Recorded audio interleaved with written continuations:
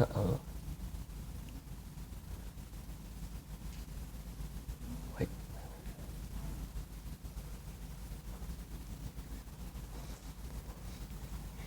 Where's Steve Marcos? Already a mistake.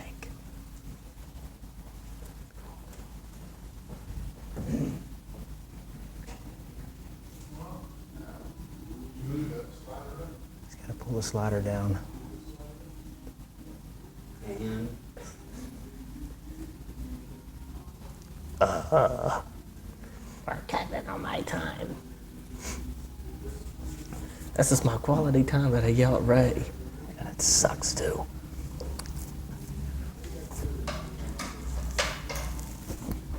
Now we have a call. I'll call you. Well, let's try and get a video, just a rather an audio thing here. Oh, dude, I keep Jackson in Los Angeles. The winds have blown down the power lines, and we're having to call you from a telephone. It's amazing they still had lights, though, didn't they?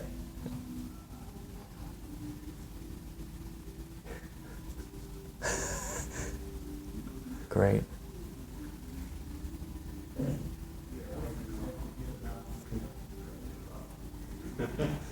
Go to 100% throttle up. Challenger is, we seem to have a malfunction. We have a major malfunction. No. He's talking to the control room back there. Could have been talking to me. We don't have a picture either.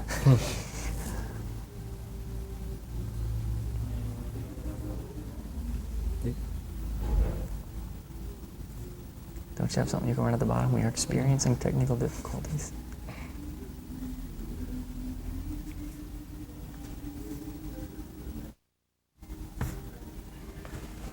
Jeff, man, I really envy that piece of paper down there right up under your leg. You like that? Yeah. We're going to come right to you, so get ready. Are we? Shut the control room door, please.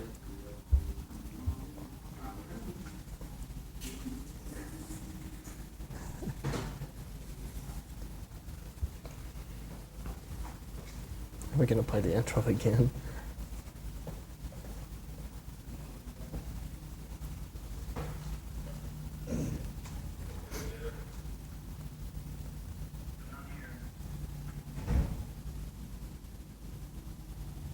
Yeah, right.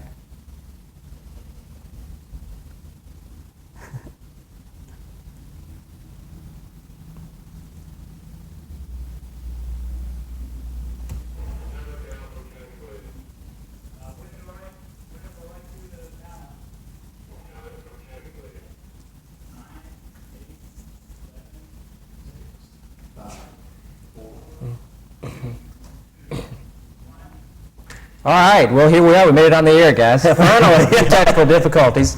Welcome to the press box. My name's Jeff Richardson. I'm going to be the host tonight. I'm joined by Ty Reynolds and Kenny Sharp, and we've wasted enough time. Let's dive right in. Ty, the Bulldogs retained Ray Goff as the coach. Is that a mistake? I think it is. And here it is. I thought that both schools in the state were going to replace their head coaches this year. It turns out I was totally wrong, but I don't know if we're actually wrong here. I think that replacing Ray Goff would have definitely been the right decision. Here it is. You've gone through a year of animosity where you have teams and boosters of other clubs in the SEC that are coming out with bumper stickers begging for you to keep this coach. This guy, this loser, is 0-5 to Spurrier. He's never beaten Tennessee. He's 0-4 against them. He's 2-2 against Vanderbilt since DiNardo's gotten there. This guy is no way going to lead Georgia to an SEC championship. I think you're wasting time keeping him around.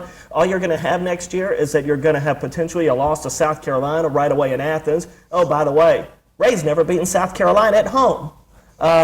So you're going to have potentially a loss there. You're going to potentially have a loss at Tennessee. That's not potential. That's going to happen. Georgia will lose at Tennessee next year in their second game. They could start off 0-2, then they get a gimme home game with New Mexico State. Then they have to play Ole Miss on the road. The last time they played Ole Miss on the road, they got killed. And then finally, they have to play Alabama at home. That could be a loss. And then Clemson on the road. That could be another loss. This team is facing another year of turmoil, and you're going to see these problems coming up again of speculation of keeping your head coach. As your athletic director, you don't want this to happen. That is not good for your program, but leave it to Dooley, who doesn't want to fire anyone and play politics and good old boys with everyone, keeps them around. Yeah, that's a big mistake. Yeah, it comes back to Dooley. He's afraid to fire anybody. Apparently, the alumni say that Goff was asked to resign. He wouldn't resign, and Goff wouldn't fire him. So now we're stuck with Ray again next year. He's not going to have Zaire to help carry the load. He's going to break in a new quarterback. It's going to be big trouble for Georgia. And this year should have been his last year, but maybe next year will be his last year. Well, basically, we've got a lame duck coach in Athens. Ty, how's that going to affect the recruiting? I mean, how can you recruit an athlete knowing that you've only got about 1 year left? Well, that's a good question, and the reason that it hurts is because you don't know who the next man is coming in. And not only that, you may have a lot of guys that may not want to come to Georgia and work under Dooley and Charles Knapp. I mean, let's look at Charles Knapp. This was the same clown that was the president of Tulane when they had the point shaving scandal with John Williams, and they had to trash the whole program. And now this is the guy that's the president of Georgia. And Vince Dooley, I just don't understand. Here it is. He's got a record of never firing anyone, and it's almost as if that's getting in the way of him making quality decisions here. I just don't understand that, and I think it's going to hurt Georgia financially as well. Yeah, the recruiting thing is the big thing, though, because you cannot recruit anybody knowing everybody in the state, has followed Georgia football. They watch the games. The kids that are playing in high school know what's going on there. They're not going to want to go and play for Ray Goff, who they think is only going to have a year left and probably should have been gone this year. It's going to be impossible to recruit anybody to come play there. The whole organization, and it's Dooley. It all comes back to Dooley. And we see it in basketball, where he won't fire Hugh Durham either, who's had a mediocre team for however many years in a row. And it's just Dooley. He's got to be able to get a backbone and take a stand and fire this guy. But yeah, I think one thing that you need to ask yourself, and Jeff, you pointed this out before, what are the goals that you look at with your football program? What do you expect? Apparently Vince Dooley is happy with getting his butts beat by Tennessee and Florida every year because it happens. He's content with playing 500 ball with Vanderbilt. He's content with calling a tie game at Auburn on the road to win, and he is basing his decision, I think, basically on one game. He said, I'm not going to make my decision on one game. Georgia had only one good game this year that I can think of, and that was the game at Auburn. And he's keeping Ray. Well, apparently he has made his decision on one game. Well, let's see, though. One other thing that I wanted to add here is they went back to his test game being Georgia Tech. Georgia Tech lost to Wake Forest. I mean, what kind of a test is that really? I mean, it's an easy one to pass, basically. Yeah. I think the root of the problem is probably Vince Dooley, and here we are. We turned around and gave this guy 5 more years. Mm-hmm. Now, I don't know who's responsible for that, but I can assure you there's some politics and some good old boys over there that they're just going to run the athletic program, which was very dominant in the 80s. They're just going to run it into the ground. I guess they're just going to be happy with that. All right. Well, I want to go ahead and remind the audience that this is a live talk show. It's Monday night, the 28th, I think, is the date. So if you've got if you got a question or a comment, go ahead and call us at 873-6713. Let's talk about the game Friday, a pretty big massacre for the Bulldogs. I think this was the most points they've ever scored against Georgia Tech. Yeah, it was. And one thing that concerns me, though, in this game is that Georgia Tech ran. This crummy Tech team ran for over 100 yards against Georgia. Georgia didn't stop these guys. Tech killed themselves with turnovers and fumbles. I'm not so sure that if they didn't fumble the ball and throw these little interceptions that they could have played and stayed in this football game. In no way do I think that Georgia's 38 points better than them. No, I don't either. Tech's had a problem with turnovers all year long. They've been able to move the ball somewhat, but they've had 37 or 38 turnovers, which leads the ACC and is one of the top figures in the nation. You can't win games when you're turning the ball over. Yeah, they really pushed Georgia's line around. I mean, you sit there and you go back and you look at it on the tape, and I think it was uglier on TV than it was in real person. Well, for some reason, I think that was true in the first quarter, but once Zaire went down with his injury, I think the Bulldogs pulled together and lifted their game, and the offensive line... I'll agree with that. I noticed that too. Okay. Well, I think we have a phone call. Let's get on the phones right quick. Caller, you're on the air. Hello? There you go. You're on the air. Do you have a comment? You're on the air, caller. Yeah, I have a comment about Ray Goff. And fire away. I'm not really a big UGA fan myself. I just moved in the area, but I disagree. I think they did play another good game against Clemson. Clemson's a very tough team. I had a chance to go watch Tech play them at Death Valley, and they have a very good young offense and a strong defense. And when I watch the UGA team play, I don't see any personnel, especially on defense. And I don't think you can blame Ray Goff for, not having the personnel. Well, they had a fairly decent season, I want to interrupt you for a minute. I think you have to blame Ray Goff for not having the personnel because he has to go out and recruit these guys. Oh, I agree with that, but you know how you're not going to get great players to come to University of Georgia when they're going to go to Florida State, Florida, University of Miami, and you've got the other teams in the SEC that are very hard to recruit against. Well, this is true, but when did we start losing these players to these other schools? It's when Ray came here. Yeah. And I think, the good players that are from South Georgia are almost closer to Tallahassee than they are to Athens anyway.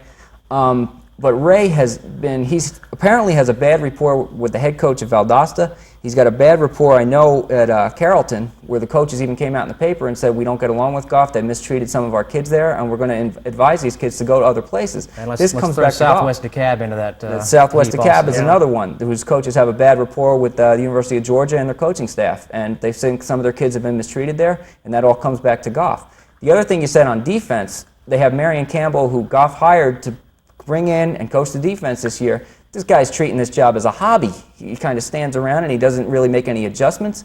Nothing happens on defense. They don't make any plays. They don't blitz. It's just, you made some good points, caller, about Clemson. They have a good young team, but Clemson is a team that Georgia should have killed. They played a good game there, but it all comes back to Goff, and I'm really disappointed that he was brought back. Yeah, and if you sit there and think that, these guys want to go to Florida State and Florida and places like that, they're only allowed 25 scholarships a year, and there's a lot more than 25 high school football players in the state of Georgia. There's hundreds, and hundreds throughout the Southeast. And you can win. Rich Brooks wins out at Oregon. Yeah. Sonny Lubick wins at Colorado State. Sonny Lubick takes that Colorado State team on the road and goes down there and wins at Arizona. There are other schools. Utah, another team that was in the top 10. How can those schools be in the top 10 or even the top 25 and Georgia not be there? You have to look at the people that are running the program. As for that game with Clemson, you mentioned a key term. Clemson is young. You better believe they're young. They played a ton of Tommy West players. He played a ton of freshmen and sophomores. And when you have young players, you're going to make a lot of mistakes.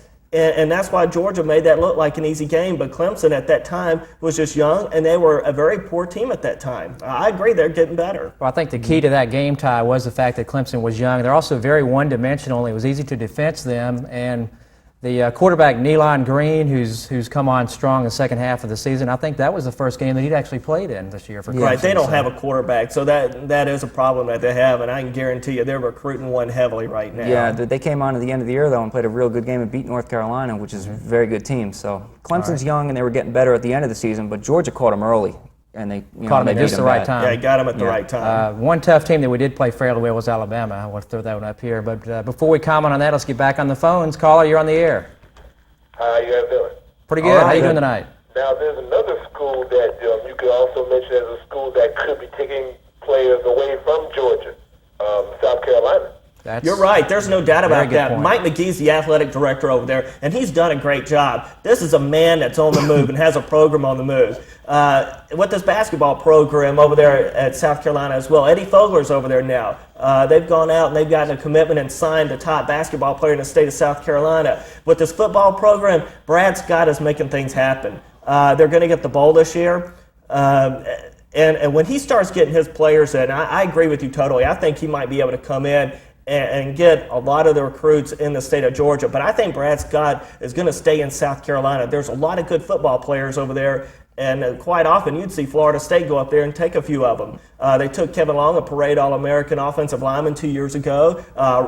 They got another player. Is it Bulware? Bulware. Brother plays at Tech, by the way. Right. Mm-hmm. He's out of South Carolina as well. I think he's going to concentrate on his home state and maybe even go up the eastern seaboard a little bit and also hit some of those roots back down there in Florida. But he may try and pluck one or two out of Georgia like Bobby Bowden did. Well, one thing you also may want to comment on, also, I did hear today that not only is George O'Leary being retained at Tech, but Ray Goff is being retained at Georgia. But a quote from Vince Dooley came today, quote said, "Significant improvements must be made." That's a quote. That's a quote from Vince Dooley. Well, we've heard that one before. It's about time he uttered those words. You think that might be what they told Vince Dooley in order for him to keep his job? That might be true.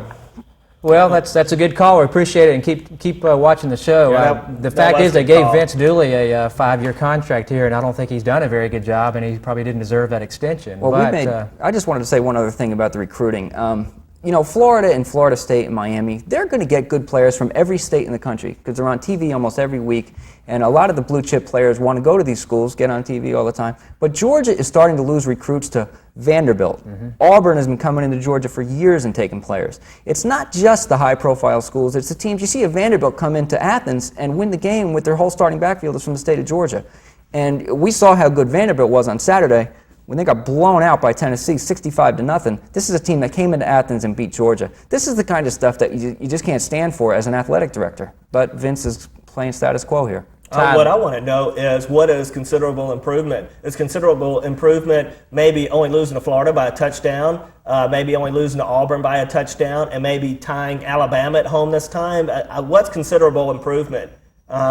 He's had 5 or 6 years to show considerable improvement, and has shown that he can only win or have 2 good seasons, and he only had people like Garrison Hurst, Andre Hastings, Eric Zier, Mitch Davis, and a bunch of other players that are in the NFL. Ty, he's got, speaking of the 1992 team, we went 10-2. He's got 15 players off of that squad playing in the pros right now. Yeah. So how do you lose 2 games with that kind of team? Exactly. Well, let's get back to the caller's comment about South Carolina was a very good one, I thought, as far as coming in here and recruiting. And they may have also cost Georgia a bowl game. Ty, you want to comment on that? I don't think there's any doubt about that. From what I understand, the people at South Carolina told the Carquest Bowl, we'll buy 30,000 tickets. So Georgia, I don't think, would have taken even 10,000 people down there to South Florida. South Carolina's never won a bowl game. They're 0-8. And that's a program on the rise. I think Georgia is a program that's on the fall. Even though Georgia had a better record than South Carolina this year, South Carolina is an up-and-coming team. Well, not only they had a better record, but they also beat them head-to-head. They beat them head-to-head the first game of the season, yeah. All right. Well, I think we have another call. Caller, you're on the air. Hello? Hi, how you doing tonight? Okay, you have a question? I would like to know if, do you think Georgia will be able to go to a championship in football? Well, to answer that, not anytime soon. We hit on that a little bit earlier. As long as Ray Goff is the head football coach there, I just don't see that happening in the near future. He's had great, talented players before and could not beat Florida and Tennessee with them. If he gets great players now, which I don't think he's going to do, I think the really great players are going to shy away from Georgia because he's there. Why think he can beat them now? You've got to make a change. Yep. All right. Thanks for the call. That was a good comment. Personally, I don't think Georgia will contend for any kind of a title for the next 3 or 4 years, probably. Yeah, at least. All right. Let's talk about the situation at Georgia Tech. They wound up retaining George O'Leary for however long. How's that going to affect their program? I don't know. I think Georgia Tech is looking for stability, but what I would look for if I were Tech is someone who's going to stay there a long time. If you have a head coach who has any success there, he's going to get up and leave because I think Tech is a basketball school, and I look at that program as a stepping stone right now. That's not being negative about them. That's just being honest. Look at what Bobby Ross did. He was very successful at Tech in a short period of time, and when the pros came calling, he came running. And I'm not so sure that if a big college would have come around, he wouldn't have taken that job either. I think he was ready to leave Atlanta. Yeah, I agree. I think O'Leary, though, the thing about him is he's very well liked by the players. I get to talk to some of the players, and they like him a lot. They think he'll do a good job of recruiting. But, Tech is a basketball school, and that job is a stepping stone. I think they just wanted some stability. They took the easy way out, and they hired O'Leary back. And I'll tell you what, there might have been because of a lack of candidates. Not a whole lot of football coaches want to come to Georgia Tech and coach football. It is a basketball school. Well, I think the newspaper said that Homer Rice had received about 100 resumes, but he sort of laughed them off as being, every maybe some high school coaches, maybe some Division II programs. Exactly. Or Right. something He like said that. there's only about maybe 6 some or 8. assistants at some other schools. Mm-hmm.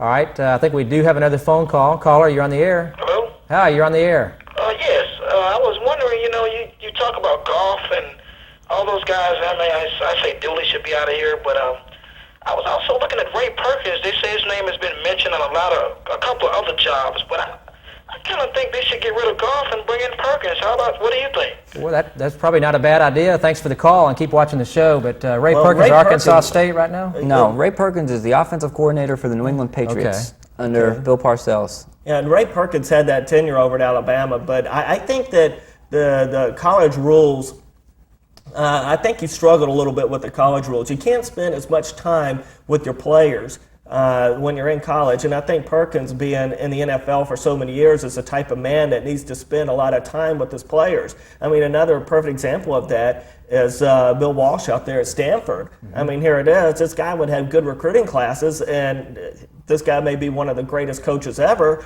but he's coming down to a level where you can only spend so much time with your student athletes, and with the complicated style of offense that he has, that's just not going to work out for you.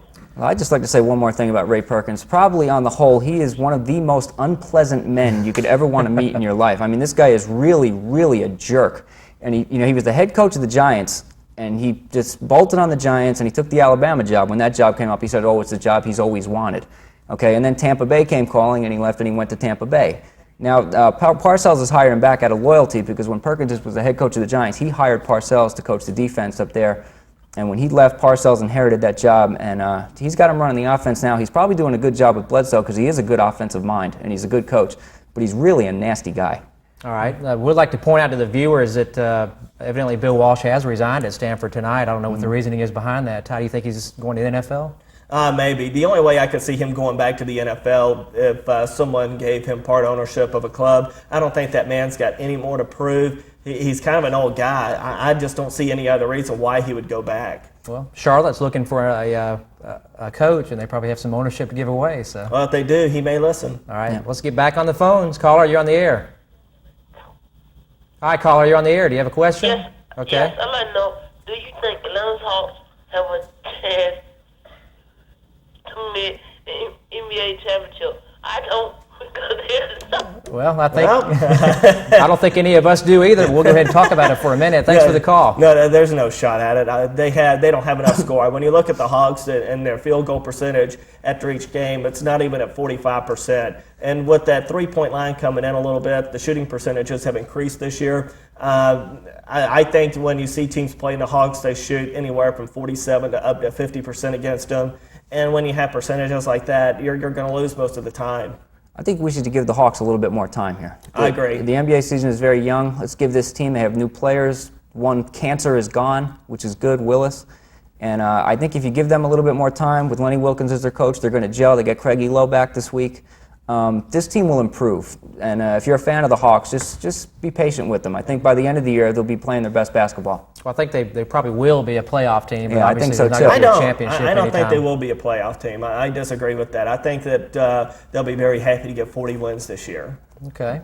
Let's touch, there's a big game coming up this weekend, the SEC championship game. Let's touch on that for a minute. Well, I can't believe that Alabama's getting 7 points in this game. First of all, Alabama, along with those great assistants, Bill Oliver and Dubose, have been able to sit around for 2 weeks now to figure out a way to stop Florida offensively. Not only that, one of the keys here that I look at is that in that Florida State comeback against Florida, Florida State threw their running backs a lot. Preston and Dunn had combined together just 130 yards and receptions between the two of them. I think Gene Stallings is going to try to take advantage of that and throw to his running backs a little bit. I think that Lynch is an NFL-type fullback. I think you'll see him use him on some plays and maybe some option plays as well. Not only that, Stallings always keeps a few tricks up his sleeve, and I think he's going to maybe pull out a play or two that Florida hadn't seen this year that he's saved for this type of game. I like Alabama to win this football game. I think it's going to be hard for Florida to come off an emotional game against Florida State, which is basically being labeled as a loss for them because they blew a 31-3 lead. And then they're going to have to come back 7 days later and play Alabama on artificial surface. Florida's only played one game on artificial surface this year, and that was a 24-7 win at Vanderbilt, and they did not play well.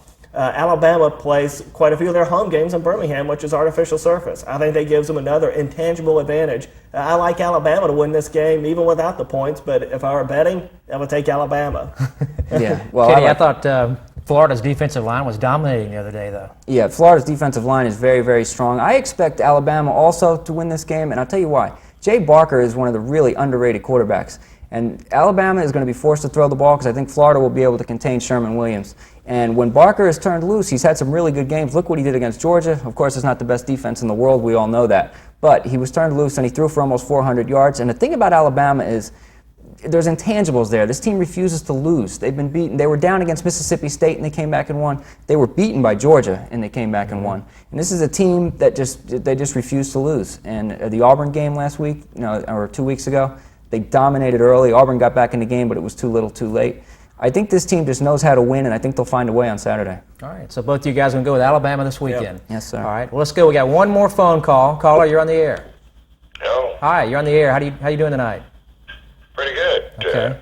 I need to ask a couple of questions. All I right. know Ray Goff's head is in the slinger down there in Georgia, but I think you ought to look at all of his offensive coordinators and defensive coordinators. Ray is only the head coach, and he can't block and tackle. These other people down there have responsibility, and they are the ones that I think he's a pretty good coach. I looked at his record, and I've watched him down through the years.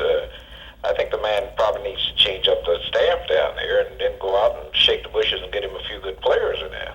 Well, let me ask you this. How many times are you going to have to ask him to change his staff? Georgia's made several changes in their staff during his tenure there anyway. And not only that, I think that if you look at the overall status of the program over the 5 or 6 years, you have to look at the man who's at top and who's in charge, and that's Ray Goff. And I don't think he's done a very good job, and I think 5 or 6 years is enough time to indicate that. Yeah, I think the offensive coaches have done a good job. The offense has never had a problem really with moving the ball. It's the defensive side that really needs the changes. I think you'll see Marion Campbell go, at least I hope we will. But the responsibility of the team's performance all comes back to the head coach. It doesn't matter who's on the field or who's the coaches underneath them. It comes back to the head coach. And when a team is disorganized on defense like they are, that all comes back to Goff, and that's why we're so down on him. Well, I guess once you get his head in that slinger, I guess you have to bust it and get him out of there and get somebody in there that's going to, be productive.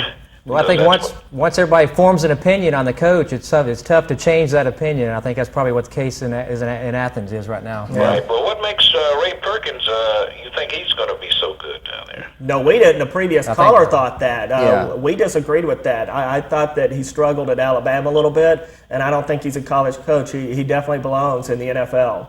Right. Okay, well, who do you think possibly they'll bring down there? Well, Ray's safe Ray's for another staying. year. He's Bringing staying. Ray down there for one more year. We'd like to. Unfortunately, he One stayed. more year. One more year. Thanks. Well, we'll pray for him and hope he can get some good players and do pretty good for upcoming year. Okay. Well, Okay. thanks for the call. Take care. We're going to touch real quick on the Dirty Owls Monday Night Clash, but I want to thank Apex in New Jersey for supplying these great-looking shirts that we're wearing tonight. Monday Night Clash, San Francisco and New Orleans. I really like San Francisco in this game, and I think that they'll cover the 8.5. New Orleans is 23rd in the league with pass defense. I think San Francisco is going to eat them up alive on their cornerbacks. Not only that, New Orleans has got one injured cornerback. San Francisco's averaging 30 points a game. I think it's going to be ugly. Very quickly, I'll take New Orleans plus 8.5. And somebody you know is having a birthday tonight. Yes, I'd like to say happy birthday to my wife, Tina. She's 28 today. So happy birthday. Happy birthday, Tina, from all of us at the Press Box. And join us at Dirty Owls for a beer. Heidi's not there tonight, but somebody else will pour it tonight, I guess. Yeah. Let's go ahead and wrap it up. That's it for tonight's show. We'll be back next week at the same time. Thanks for watching.